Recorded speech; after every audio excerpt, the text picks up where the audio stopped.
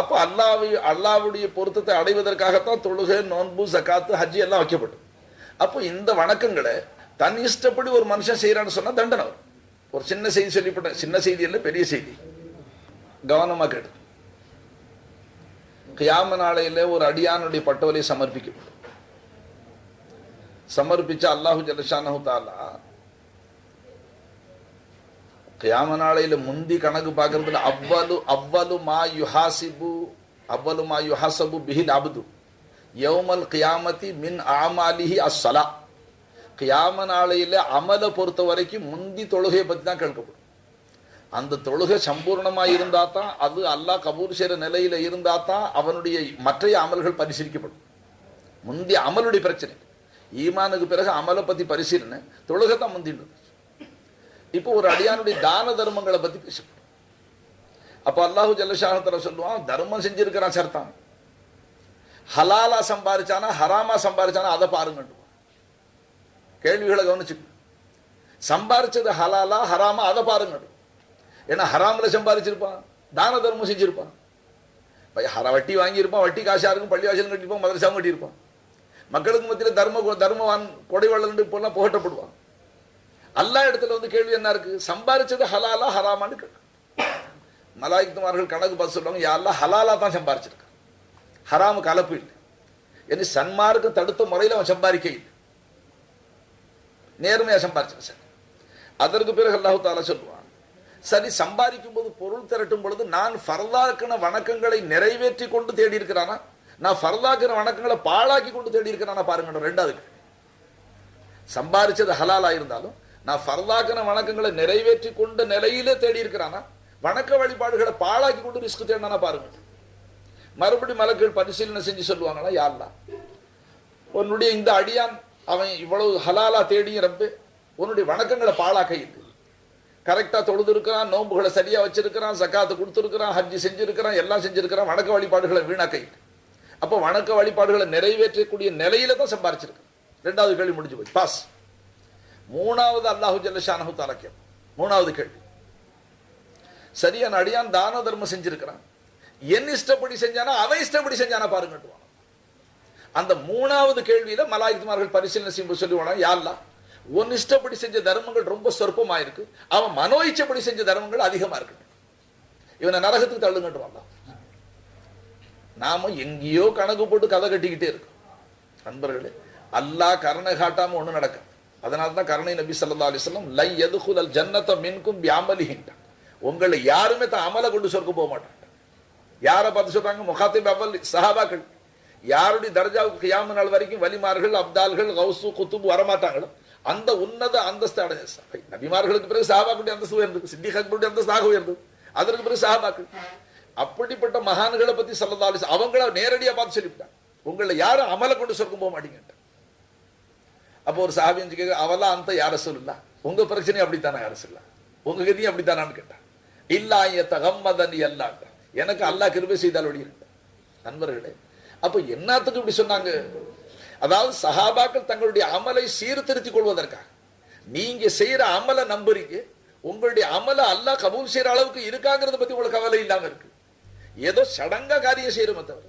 அப்படித்தான் இப்ப நாம சொல்ல போனா என்னத்துக்கு அதை கொஞ்சம் கூச்சமாவும் இருக்கு. என்னத்துக்கு அந்த இப்ப இருக்கிற இந்த அலங்கோல தொழுகையும் விட்டு போடுவீங்க. இப்ப நீங்க விட போனா ஆயிரக்கணக்கான மக்கள் உங்களை பார்த்து இன்னும் கெட்டு போடுவாங்க. இது என்னடா முறிது வாங்கினோடனே தொழுகை இல்லை, நாம என்னத்துக்கு தொழுகணும்?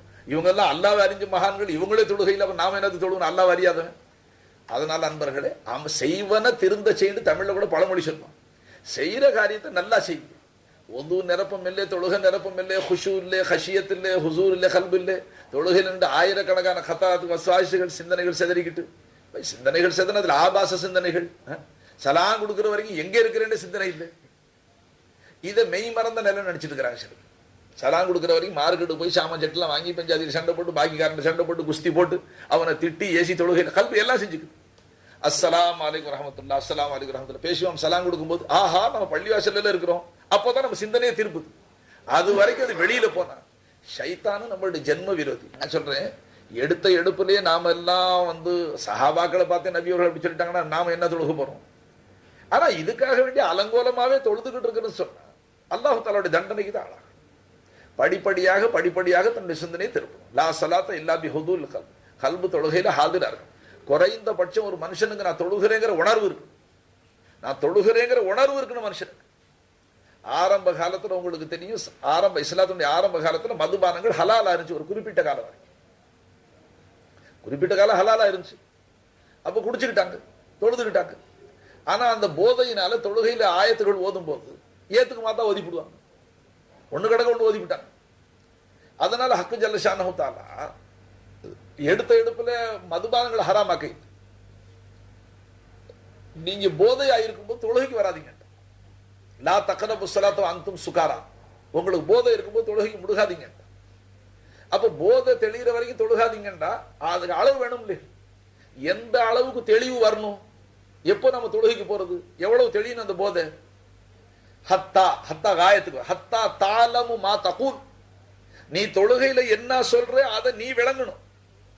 நீயே விளங்கணும். என்னதான் சொல்றேன்? நான் சுபஹானக அல்லாஹும்மன்னு சொல்றேன், அல்ஹம்துலில்லாஹி ரப்பில் ஆலமீன் சொல்றேன், பிஸ்மில்லாஹ்னு சொல்றேன் என்ற உணர்வு உனக்கு வர்ற வரைக்கும் தொழுகைக்கு முடுகாதீங்க. போதை இருக்கும். விளங்குச்சுங்களா? இது ஆரம்ப காலம். அப்ப நீங்க யோசிச்சு பாருங்க, மதுபானங்கள் ஹராமான வஸ்துக்களை குடிச்சு அதுல சிந்தனை நில தடுமாறி போய் மனுஷன் ஒண்ணு கடக்க ஒண்ணு சொல்லக்கூடிய நிலையில் இருக்கும்போது தொழுகைக்கு முடுகாதீங்கட்டான். இவ்வளவு இன்ப தொழுகையே என் தொழுகைக்கு பக்கத்துல வராதீங்கட்டான். இப்ப சஹாபாக்கள் தொழுகையில ஆஷிக்கா இருந்தாங்க. தொழுகையில அவங்களுடைய காதல் இருந்துச்சு, அல்லாஹ்வை திருப்திப்படுத்த சந்தோஷம் இருந்துச்சு. அப்ப அவர்களுடைய உள்ளமே துவா கேட்க ஆரம்பிச்சிருச்சு. யாரெல்லாம் ஹலாலா இருக்க போய் தானே சனியனை குடிக்கிறோம், ஹலாலா இருக்க போய் குடிக்கிறோம். நீ ஹராம் ஆக்கி விட்டா நாங்க குடிக்க மாட்டோம், காலகாலத்துல தொழுதுக்குவோம். இப்ப குடிக்கிறதுனால ரொம்ப நேரம் தொழுகாம இருக்க வேண்டியதா இருக்கு. அப்ப அவர்களுடைய பக்குவ நிலையை பார்த்து, அவர்களுடைய தேட்டங்களை பார்த்து அல்லாஹ் தஆலா மதுபானங்களை ஹராம் ஆக்கி விட்டான். ஹராமாக்குனா அதற்கு பிறகு அவர்களுக்கு விடுதலை ஆயிடுச்சு. இப்ப நான் அதை எதுக்கு உதாரணமா சொல்றேன்? இப்ப நமக்கு மதுபானங்களுடைய போதை இல்லை, நமக்கு இந்த துனியாவுடைய போதை எவ்வளவு இருக்குன்னு கேட்டா, தொழுகையில தக்பீர் கட்டினா எங்க இருக்கிறோங்கிற உணர்வு இல்லாம தொழுகிறோம். தொழுகையில தக்பீர் கட்டினதுக்கு பிறகு முழு துனியாவுடைய சிந்தனை, கவலைகள், அல்லாஹு அக்பர், அல்லாஹ்வை கேவலப்படுத்துற மாதிரி சிந்தனை. வாயால் அல்ஹம்துலில்லாஹி ரப்பில் ஆலமீன் சொல்றான். கல்புல அங்கே வச்சிருக்க நிக்கிற கவலைகள், இந்த ஒரு சொல்லு சொன்னதோட தன்னுடைய கவலைகளை தூக்கி எரிஞ்சு விடும். அதுக்காகத்தான் நம்மளுடைய நாவாலே சொல்ல வைக்கிறான் அல்லாஹ். தன்னுடைய திருமறையை நம்மளுடைய நாவால ஓத வைக்கிறது நோக்கம் என்ன? நாம சொல்லக்கூடியதை நாம விளங்குவோமே. ஆனால் நான் என்ன சொல்றேன் அதுக்கு மாத்தமா என் நிலை இருக்கு என்ற வெட்கம் வந்துடும். அல்லாஹ்வை ரப்பில் ஆலமீன்னு சொன்னேனே, சர்வ லோகங்களுக்கும் சர்வ ஆலங்களுக்கும் அல்லாஹ்வை ரப்புன்னு சொன்னேன். அப்ப அந்த ரப்பு தானே எனக்கும் என் மனைவி மகளுக்கு ரப்பு. அப்புறம் நான் என்னத்துக்கு திருடணும், நான் என்னத்துக்கு கொள்ளை அடிக்கணும், அல்லாஹ் தடுத்த காரியங்களை ஏன் சம்பாதிக்கணும்? அவன் ரப்பா இருக்கும்போது நேர்வையான முறையில் அல்லாஹ் கொடுப்பானே. நான் ஏன் இந்த கவலையை சுமந்துகிட்டு இருக்கிறேன்? அல்லாஹ் ரப்பா இருக்கு, எனக்கு என்னத்துக்கு இந்த கவலை? அன்பர்களே, அந்த ஓதுற ஆயத்து அவனுடைய உள்ளத்தை அமைதிப்படுத்தணும். குர்ஆன் ஓதுறது நோக்கமே என்ன? குர்ஆனுடைய ஆயத்துகளை விளங்க விளங்க மனுஷனுடைய உள்ளத்துல அமைதி வரும், அவனுடைய ஈமான் இன்னும் கெட்டியா பண்ணும். வைதா துலியத்து அலைஹிம் ஆயாத்தும் ஜாதத்தும் ஈமானா.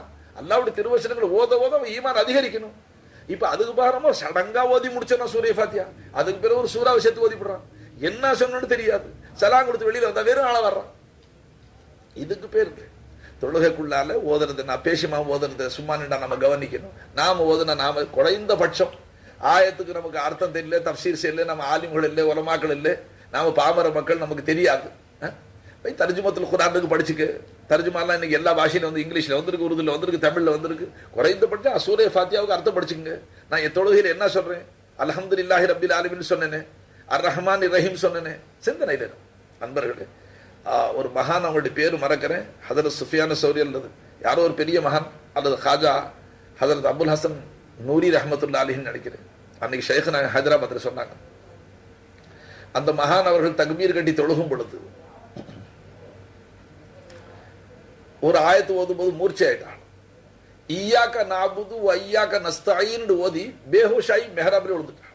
மூர்ச்சையாய் விழுந்துட்டான், உஷார் இல்லை. அப்புறம் தெளிவு வந்ததுக்கு பிறகு, ரொம்ப நேரத்துக்கு பிறகு தெளிவு வந்தா, இன்னைக்கு என்ன உங்களுக்கு மன அதிர்ச்சின்னு கேட்டான்.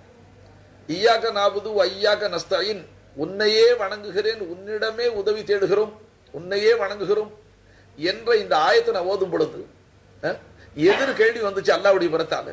நீ உள்ளபடி என்னதான் வணங்குறியா, என்னிடமே உதவி தேடியா, நெசந்தானான்னு அல்லாஹ் கேட்டான். பதில் சொல்ல முடியல, உணர்வு இழந்து விழுந்துட்டேன்னு சொன்னான். அப்ப என்ன தொழுது இருக்கிறாங்க? அவங்க தொழுகை தான் மேராஜா தெரியும். அஸ்ஸலாத்து மோமின் மேராஜில் மோமின் தொழுகை மேராஜ். மேராஜ்னு என்ன அர்த்தம்? மேராஜ்னா 7வது வாரத்துக்கு போறதா? அது இருலோகருக்கு மேராஜ் 7 வாரத்துக்கு அடுத்து போறோம். நமக்கு தொழுகை அஸ்ஸலாத்து மேராஜில் மோமினுக்கு தொழுகை மேராஜ். மேராஜ்னு என்ன அர்த்தம்? அது தொழுகையில் அல்லாஹ்வை சந்திக்கணும், அல்லாஹ் இடத்துல பேசணும். உண்மையில தொழுகையில் அல்லாஹ்வை தான் சந்திக்கிறோம்.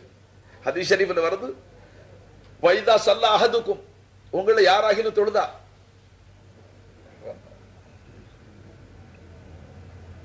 அதாவது நீங்க கிப்லா பக்கத்துல துப்பாதீங்கன்னு வருது. அந்த துப்பாதீங்கிற அரபி பதம் வர மாட்டேன். கிப்லா பக்கத்துல துப்பிடாதீங்க. ஏன்னு கேட்டா உங்களுக்கு கிப்லா, உங்க கிப்லா பக்கத்துல அல்லாஹ் இருக்கிறாங்க. நாம பள்ளிவாசல்ல போய் நின்றா பள்ளிவாசி செவரு அழகு பார்க்கிறோம், காலண்டர் யார் யாரு வந்துட்டு பார்க்கிறோம், அவகாத் சலாத் போட்டு சரியா இருக்கான்னு பார்க்கிறோம், தக்பீர் கட்டிட்டு எல்லாம் சரியா பார்க்கிறோம். முன்சஃபல்ல நின்றா, 2வது சஃபர் முன்சஃபல்ல நின்றா பள்ளிவாசி செவரு, 2வது சஃபர்ல நின்றா முன்னால சஃபர் நிக்கிற இவன் டெட்ரக்ஸ் போட்டுக்கிறான், அவன் டெட்ரான் காட்டன் போட்டுக்கிறான், இவன் பாலிஸ்ட் போட்டுக்கிறான், இந்த பையன் துவைக்காம வந்திருக்கிறான், அவன் என்னது இப்படி போட்டுருக்கிறான். ஆக ஒவ்வொருத்தருடைய சட்டையும் வாட்சி கை இதை கவனம் சேர்த்துறது. அல்லாஹு தாலா முன்னால இருக்கிறாங்கிற உணர்வோட நம்ம தொழுகிறது. 2வது அல்லாஹ் கிட்ட பேசுறங்கிற உணர்வே இல்லை நமக்கு தொழுகிறது. ஆனா ஹக்கீகத்துல அல்லாஹ் தான் பேசிக்கிட்டு இருக்கு. ஹதீஸ் ஷரீஃப்லயே வருது, அடுமை அல்ஹம்துலில்லாஹி ரப்பில் ஆலமீன் சொன்னா அல்லாஹ் மலாயிகத்துமார்கிட்ட பெருமை பேசுறானா, சதக அப்தி, என் அடுமை உண்மை சொன்னான். அப்ப நீ பேசினது அல்லாஹ் உண்மை சொன்னான்னு சொல்றான். என் அடுமை உண்மை சொன்னா நிச்சயமா நான் தான் ரப்பில் ஆலமீன். பிறகு அர் ரஹ்மான் ரஹீம்னு அடுமை சொன்னா என் அடுமை உண்மை சொன்னா நிச்சயமா நான் ரஹ்மான், நான் தான் ரஹீம், நான் தான் ரஹ்மான், நான் தான் ரஹீம்னு சொன்னான். மாலிகி யௌமித்தீன் அடுமை சரிப்டா, யா அல்லாஹ் அந்த தீர்ப்பு நாளுக்கு நீ தான் அதிபதி சொன்னா, யா சதக அப்தி, என் அடுமை உண்மை சொன்னா நான் தான் அந்த நாளைக்கு அதிபதியா இருக்கிறேன், நான் தான் தீர்ப்பு செய்வேன்.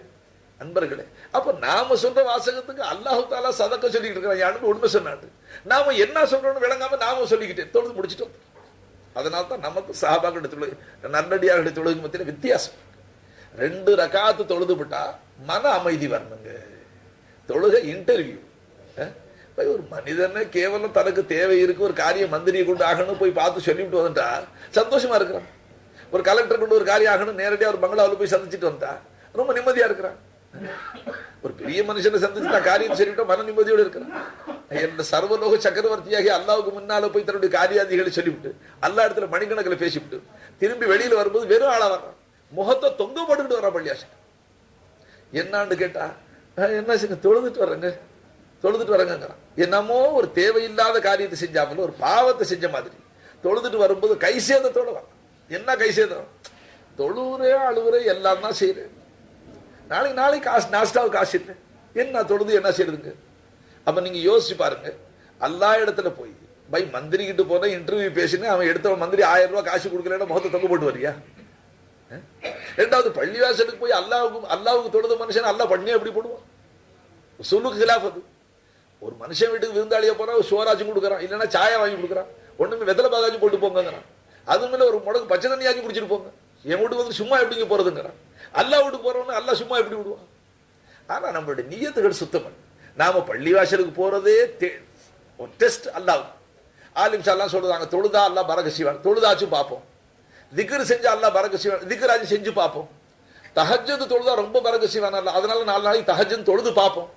ஆக இவன் அல்லாஹ்வை பார்க்கறான், டெஸ்ட் பண்ணி பார்க்கறான். அல்லாஹ் ஒண்ணு டெஸ்ட் பண்ணி பார்க்கறான். என்ன எவ்வளவு பொறுமையா இருக்கிற நீ, காதலன் தானா இருக்கிறியா ஓடுறியா? அதனால அல்லாஹ் கொஞ்ச நாளைக்கு பார்க்கத்தான் செய்யற. அன்பர்களே, சஹாபாக்களுக்கு வயிற்றுல கல்ல கட்டுற அளவுக்கு சோதிச்சா அல்லாஹ் தாலா, மாத்துக்கு துணி இல்லாத அளவுக்கு சோதிச்சா, வறுமையில போட்டு சோதிச்சா அல்லாஹ். நம்மளெல்லாம் அப்படி சோதிக்க இல்லைங்க. ஏன்னா ஈமானுக்கு தகுந்த அப்புறம் தான் சோதனை இருக்கு. நம்ம பொண்ணு பாவிகள் எல்லாம் சோதிக்கிறது இல்லை. இவ்வளவு உல்லாசமா வச்சிருக்கனால இதுக்கு மேலேயும் தொழுது விட்டு குறை, அது இல்லை இது இல்லை. இதனால அன்பர்களே, நம்மளுடைய தொழுகையை திருத்த முடியாத நிலை வந்துருச்சு. ஆசில கலாம் ஹசரத் அவர்கள் சொன்னதன் பக்கம் உங்களுடைய கவனத்தை இருக்கணும். அதனால நீங்க 2ம் தான் வேணும் உங்க சிந்தனையில வருது. அப்போ தொழுகையை பத்தியே இன்னைக்கு பிரச்சாரம்னா இதுக்கு நம்ம மதராசிலே பெரியமேட்ல தப்லீக் ஜமாத் இஸ்திமா நடக்குது, அங்கே போயிருக்கலாமே, அதுக்கு இங்கே என்னத்துக்கு வரணும்? இங்கே நம்ம தரீகத் இஸ்திமான்னு சொன்னாங்க. தரீகத் இஸ்திமாவில் வந்தா இங்கே தொழுகையை பத்தி பேசியாவது, தப்லீக் இஸ்திமா தேவலாம் போலுன்னு நினைப்பீங்க. அப்ப நீங்க தரீகத்துல தொழுகை இல்லைன்னு நினைச்சிட்டு வந்திருப்பீங்க. அப்போ உங்களுடைய ஈமான்ல தரீகத்துல சேர்ந்துட்டா தொழுகை இல்லைன்னு நினைச்சிருப்பீங்க. அப்படி இருந்தா தான் அந்த சைத்தானுடைய சிந்தனை வரும். தரீகத்துல இருக்கிற தொழுகைன்னா ஷரியத்துல தொழுதுன்னா அந்த தொழுகையை இன்னும் கொஞ்சம் நல்ல துப்பரவா நல்ல நிலை பெற செய்வது, வலுவாக்குறது, கெட்டியாக்குறது. தரீகத்துல ஷரியத்துல அல்லாஹ் மறந்து தொழுது இருப்பேன், தரீகத்துல வந்து அல்லாஹ்வுடைய திக்ரை தொழுகணும். தரீகத்துல தக்வா என்ன சொல்லுங்க? அல்லாஹ்வுடைய குவத்தை கவனிப்பது, தவஜ்ஜுஹ் பஹக், தவஜோ பிகைரி ஹக் சே பச்சன், தவஜோ பஹக் ரஹனா. ஆச்சுங்களா? இதை வாய்ப்பாடு. சரி, அதுல என்ன செய்யணுங்க? சிருஷ்டிகளுடைய சம்பந்தத்தை தரிபடுத்தியவனாக ஹக் தாலாவுடைய குவத்தை பாதுகாக்கணும். அப்ப என்ன அர்த்தம்? ஹர் ஃபேலுமே, ஒவ்வொரு செயலிலும் அப்படின்னு சொல்லிவிட்டா, தொழுகை ஒரு செயலா இல்லைங்களா? செயல். அப்ப தொழுகையில தக்பீர் தஹரீமா கை தூக்குறோம். அல்லாஹ் உன் குவத்தை கொண்டு தான் இந்த கை தூக்குறதுக்கு, அல்லாஹ் உன் குவத்தை கொண்டு தான் பள்ளிவாசலுக்கு வரல, உன்னுடைய குவத்தை கொண்டு தான் நான் ஒது செய்யறல்ல, உன் குவத்தை கொண்டு தான் மிஸ்வாக்கு செய்யறல்ல, உன் குவத்தை கொண்டு தான் வாய் கொப்பளிக்கிறல்ல, உன் குவத்தை கொண்டு தான் நான் கையை கழுவுனல்ல. அன்பர்களே, நீங்க தொழுகைக்கு செய்யற ஒதுவுல மட்டும் அல்லாஹ்வுடைய குவத்தை ஷுஹூத் செஞ்சுட்டா அந்த தொழுகை தரீகத்துடைய ஒதுவா போச்சு. குவத்தை எதிராக செஞ்சுக்கிட்டே ஒது செஞ்சுட்டா தரீகத்துடைய ஒது ஆயிடுச்சு. ஷரியத்துடைய ஒது என்ன? 4 ஃபர்தை நிறைவேற்றணும், 4 ஃபர்துகளை நிறைவேற்றணும். தரீகத்துடைய ஒது என்ன? அப்ப முகத்தை கழுவாம கையை கழுவாம குவத்தை எதிராக செஞ்சுட்டே தக்பீர் அடிக்கதா? இல்ல பை, தரீகத்துடைய ஒதுன்னு சொன்னோன்னு ஒரு ஃபித்னா வரும். ஓஹோ, இவர் தரீகாவில் தனியா ஒரு ஒது இருக்குங்கிறாரு, அது முகத்தையும் கழுவ வேண்டியதில்லை, காலையும் கழுவ வேண்டியதில்லை, மசகு செய்ய வேண்டியதில்லை, முகத்தையும் கொப்ப கழுவ வேண்டியதில்லை. வெறும் குவத்துன்னு நினைச்சிட்டு போயிட்டோம். அது சொல்ல இல்லை. நான் ஷரியத்துல செய்யக்கூடிய அந்த ஒதுவுல குவத்தை சிந்திக்கிறேன், குவத்தை கொண்டு வரோம். யாரெல்லாம் இந்த மிஸ்வாக்கு செய்யறது குவத்து, காலை கழுவுறது குவத்து, மசகு செஞ்சது குவத்து, கையை கழுவுறது குவத்து, வாய் கொப்பளிச்சது குவத்து, மூக்கு கழுவுறது குவத்து, உன்னுடைய குவத்து. அதுக்கு பிறகு யாரெல்லாம் நான் பள்ளிக்கு வர்றது குவத்து, அடி எடுத்து வைக்கிறதெல்லாம் குவத்தா இருக்கல்ல.